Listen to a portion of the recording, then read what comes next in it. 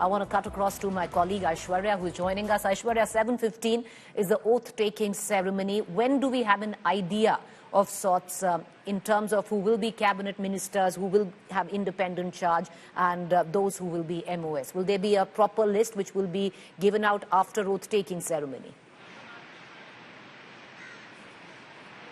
We're only after the oath-taking ceremony, Preeti, because we have all seen how closely guarded, these things remain under the wraps, just under the wraps, when we speak about the Bharatiya Janata Party. We have seen how they have won states and people to the last moment. There's a lot of speculation on who would become the chief minister. We have seen the names, we have seen the people who went inside. The only thing that we know at the moment is that, they have, Prime Minister very clearly has told everyone that the ministries that you'll be getting, you need to get cracking on it from tomorrow itself. The 100-day agenda needs to be ready. There will obviously be an entire list, Preeti, which will be circulated, but only after the oath-taking ceremony. From what we understand, the top ministries are with the BJP at the moment, and they'll focus on the work that has been done over the past 10 years, and with the same pace and with the same intention, they'll keep on working, not just for the next 5, but according to Prime Minister, at least for the next 10 years. What really went down, in that meeting of his Council of Ministers at 7 Lok Kalyan Marg? What are your sources telling you? What was the Prime Minister's message? Well, it all began with a lot of smiles. Prime Minister told each and everyone that you have done fantastic work, and that's the reason why we have got the number that we have got. Overall, 292. He also told them that this is a mandate that people really want Prime Minister Narendra Modi, and they want the Bharatiya Janata Party to continue. And they believe that it is the development work of the party which has given them this number. We are seeing it's a rainbow. A lot of people from a lot of spheres. And also, Preeti, if you see closely, almost all the states have got people. So there will be a lot of inputs that will be taken, not only from the states where we'll see elections taking place in just a couple of months, but from the entire country. The idea is to make sure everyone gives in the input. Prime Minister very, very clear. You need to work hard so that you maintain the trust that the people have reposed in you. All right, Aishwarya, stay with me. I want to bring in as well my colleague Poulomi Saha. She covers the Bharatiya Janata Party very closely as well as government. But Poulomi, can we this evening, of course, after the oath-taking ceremony, when we do get the list, who's made it as a cabinet rank, independent charge, MOS, can we expect any surprises today at all?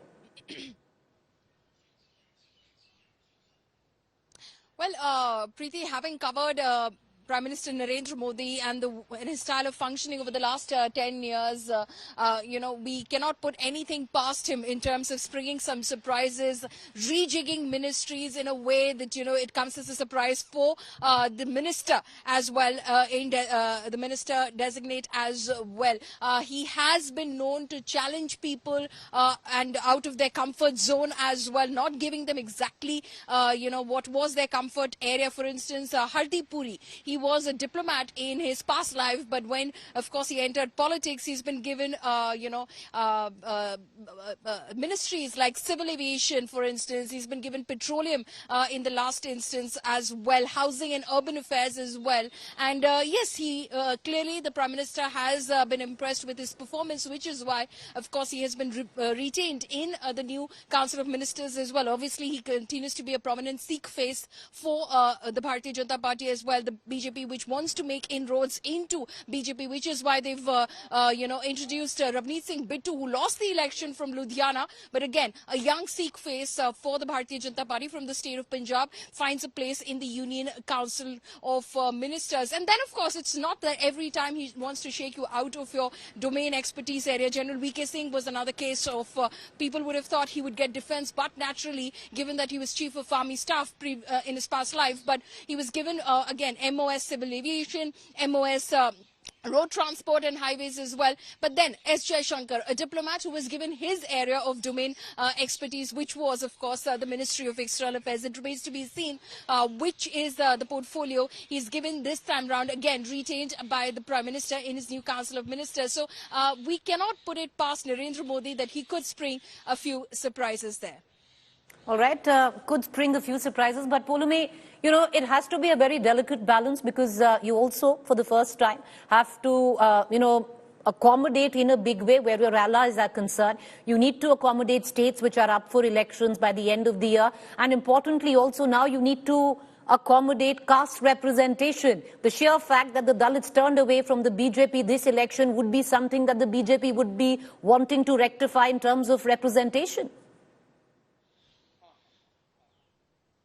Absolutely, absolutely. The BJP has done its best in trying to, maintain all of those balances, because they're looking at the upcoming assembly elections in the states of Maharashtra, Haryana and Jharkhand again, where the BJP is not on a strong footing going into the assembly elections at this stage as we look at it. So clearly, they're looking at those upcoming assembly elections. They're looking to regain their lost ground in states where, of course, they've lost ground, like in the state of Uttar Pradesh, like in the state of Maharashtra, in Bengal as well, though they've cut down in terms of representation as far as the state of Bengal is concerned. Earlier you had 4 ministers, this time you have 2. One of them has been retained from the past, that is Shantanu Thakur, and the new introduction is Shukanta Mojumdar, who just won the seat of Balughat, in fact, from on a BJP ticket by the skin of his teeth. He is the West Bengal BJP chief. He is being brought into the Union Council of Ministers. So there is a lot of permutation and combination which has gone into the BJP, of course, arriving